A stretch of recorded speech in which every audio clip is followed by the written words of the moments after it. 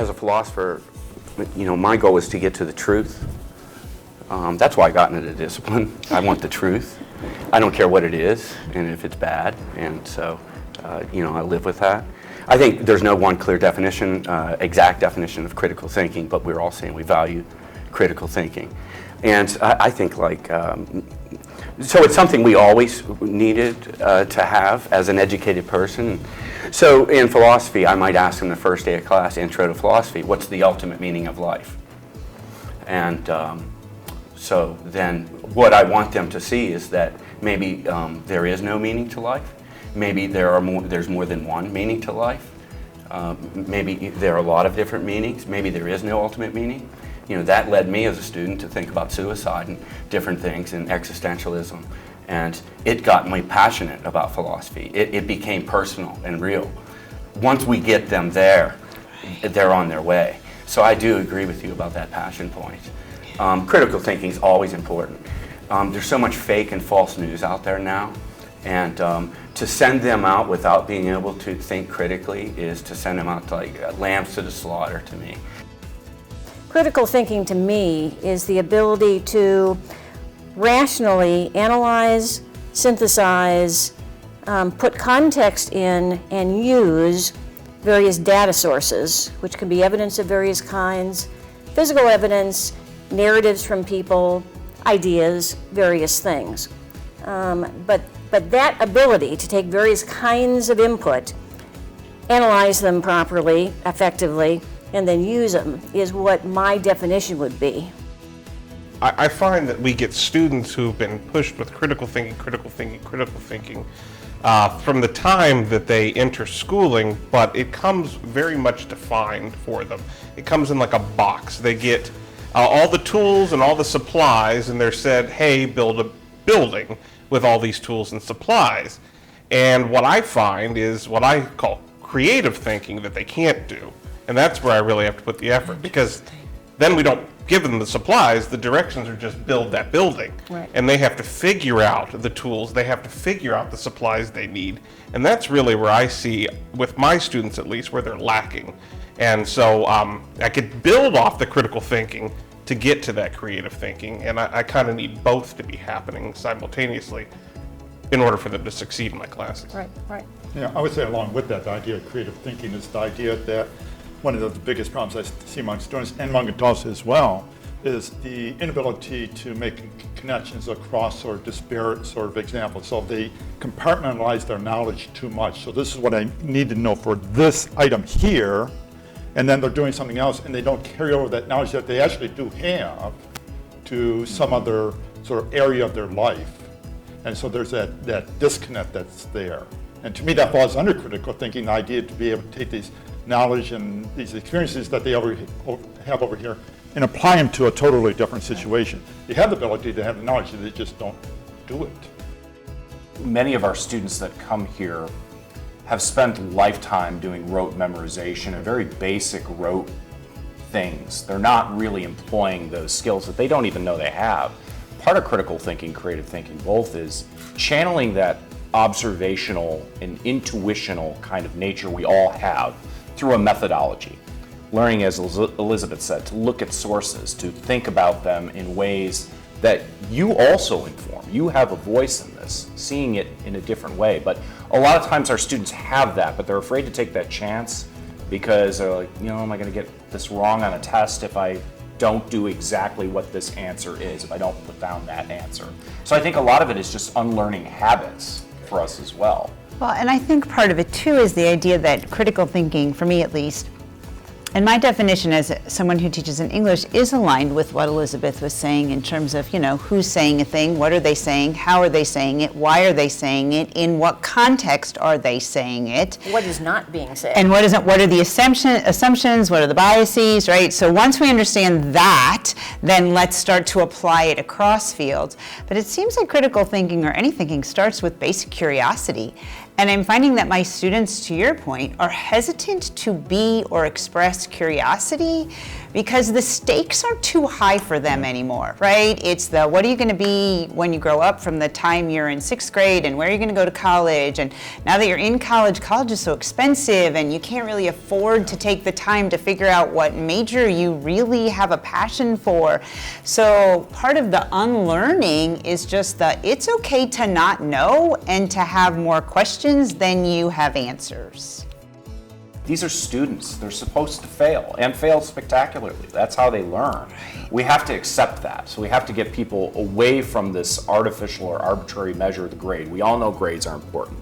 But ultimately, if you get an A and get out of the class and have learned nothing, it's pointless.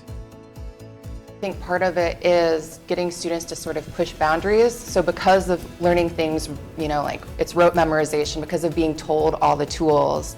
I had a student in my research group, and she said she never really asked why. She's a great student, A student, did well on everything.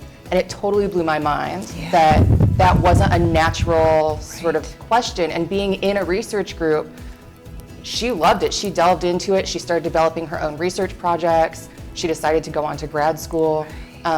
But it's because she sort of was just following the pattern laid out for her. So part of that critical and creative thinking too is being willing to go into the unknown areas and push the boundaries and maybe be wrong or maybe fail.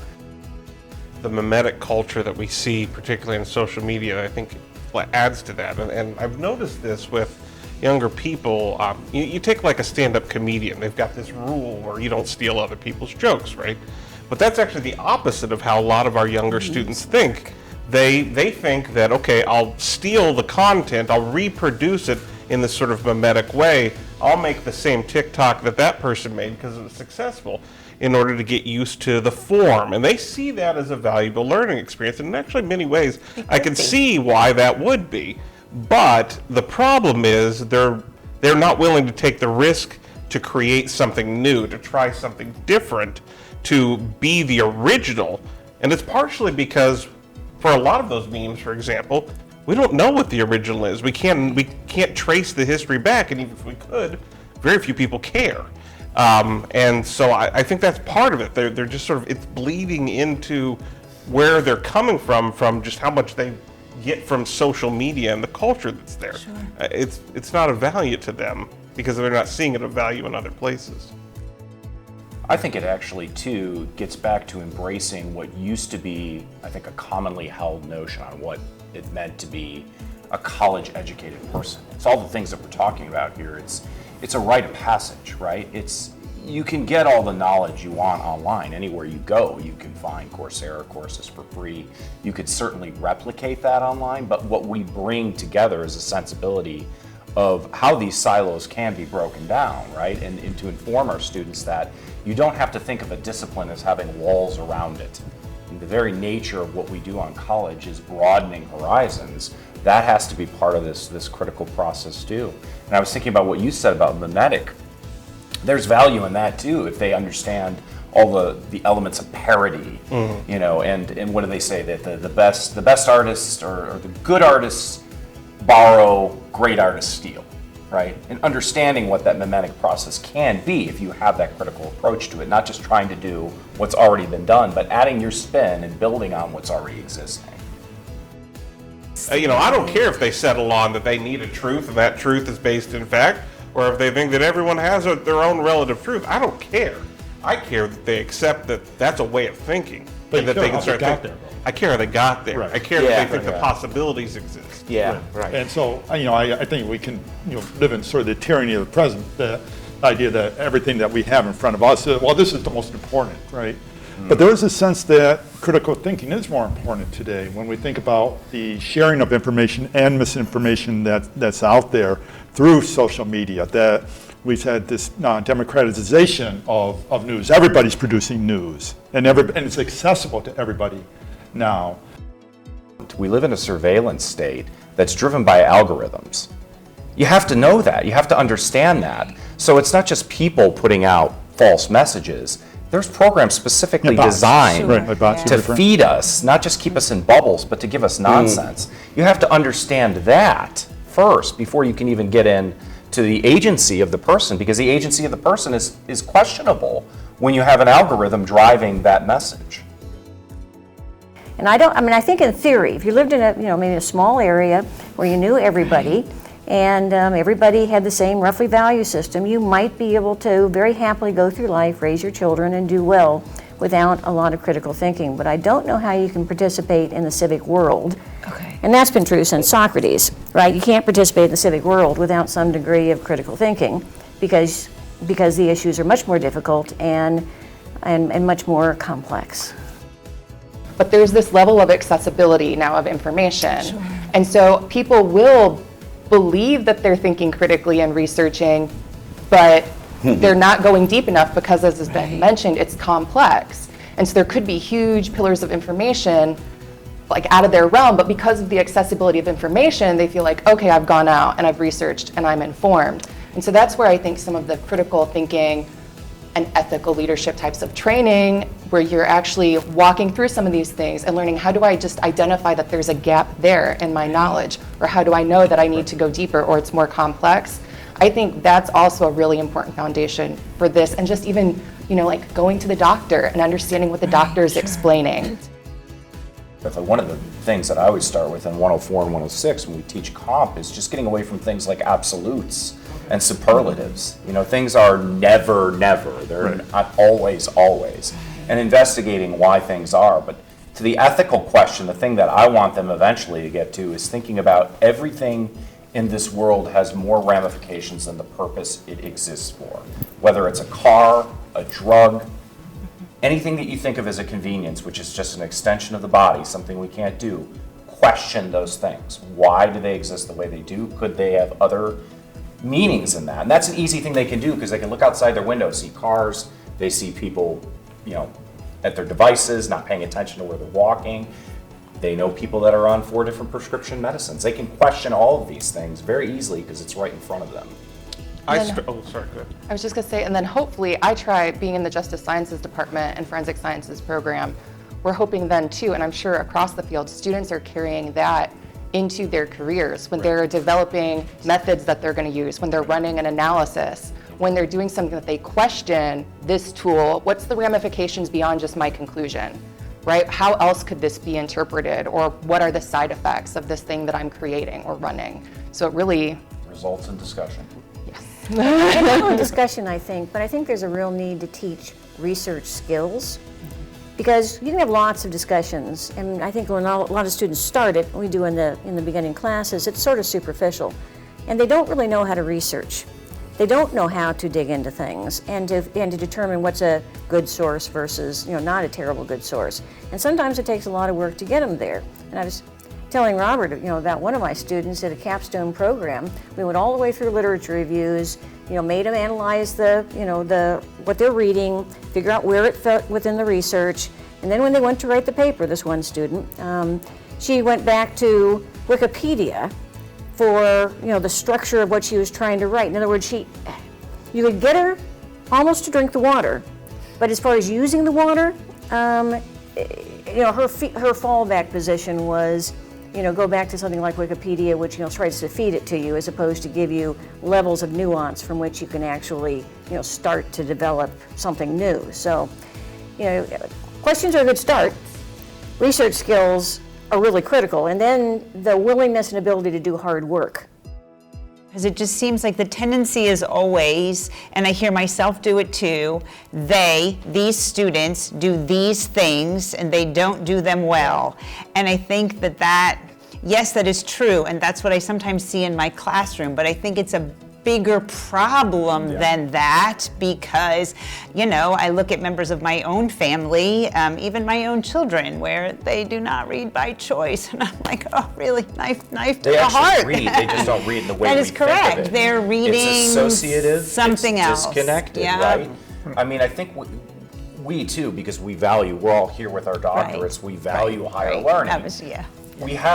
Many of us have this kind of anachronistic attachment. It's almost, what's the word, a fetish of books. Books are containers. Right. Yeah. They're not the end-all be-all to things. They're one way of processing information. It's the way the West has been doing it for a long time, but it's one way to do it. To the point about Wikipedia, I also see the flip side of that to my contention about technology. more experts than ever in history volunteer their time Right, and what's to the correct data? those sites. Many of them are really high quality, well-researched sites. Should your student end there? No, they should go to primary sources, they should dig into secondary. But I don't discourage them from going to that or to Cliff Notes or to anything else. Just acknowledge what you're doing. But on the other hand, here's why it's so frustrating for me, and I think for all of us, is we believe the students are capable. They're yeah. capable of doing this, and they choose not to do this, and that's why. Or they it's so haven't been frustrating. showed how to do, like, Exactly. There's some that they their haven't been shown how to do. experience is such that they haven't been Right. encouraged to do the kind of thinking that they encounter in our classroom.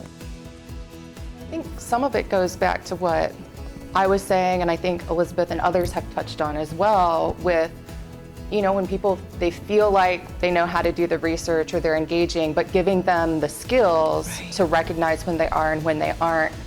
For me, that's part of ethics, so that someone can approach a situation and sort of know, like, this is what I know and this is what I don't know, and this is how I get what I know, and these are my limits, and when I've reached them, I will go consult with someone else. So having that sort of self-awareness and skill set, for me, that's part of the ethics that we're trying to instill in the students. Well, it goes back to your original point minutes ago where you were saying about, when I was saying about a text, and it's what the text says and what it doesn't say. So to help students understand, here's what the text says, here's what it doesn't say, here's what I know, here's what I don't know, to repeat what you just said, I think very well, Jaymelee, that modeling of I don't know an answer and here now is how I am going to begin to find the answer. Here are the types of sources I'm going to use, whether they're texts or whether they're actual people. And then here's how I ethically, to your point about the memetics and kind of the mashup borrowing culture, here's how I'm going to cite the sources that I am using. Where I didn't know this thing, I consulted Elizabeth, and now I am going to give her credit for helping me to know this thing. Well, I certainly don't think our students are coming in oftentimes ever thinking about what ethics are, and oftentimes just repurposing the leadership that they've experienced in their lives. And that has a lot of really big impacts, because that impacts not only their careers, it impacts how they behave in the dorm, it impacts how they treat the person who's serving them lunch, how they treat us, you know, whether or not they come in and just are sexist or not. I mean, those things happen because of the leadership often that they're replicating. And so I want to make certain that we think about that fact as we look at like what our role is for ethical leadership. We got to think about both those terms and where they're getting the information from and how they're sort of responding and replicating it. The one thing that I would add to that notion of ethical leadership is deliberation or dialogic. What we're doing here today, to me, is way more interesting, way more engaging than listening to someone lecture. I think our students feel the same way. Aside from a rare 3 to 4%, depending upon the research you look at, of folks that are truly sociopathic in nature, don't have the ability to be empathetic. Most people, it's a combination of nature and nurture. If we have a center where we're intentional about deliberation, we're transparent, we're all these things that we're talking about, we create this system of role models that they can look to and understand that in a world of some of the things, Wikipedia, it's technology of convenience, like so much in this culture. That is an easy way to do things. There are sometimes harder ways to do things. We're all part of that system, right? We believe in academia because we wouldn't have spent so much time doing this. But what was the ultimate goal there? It was the truth, perhaps. It was a better life. It was all of these things, and we can share that with them. We can create that space where they see folks that value something that is not necessarily easily attainable, convenient. It questions norms. Maybe it rocks their world. Maybe they grew up in a very small town where everyone thought the same, and all of a sudden they're exposed to 7 different minds in this room that give them 7 different perspectives. That comes, I think, in ethical leadership is deliberative as well as transparent and searching for the truth. It's all of these things.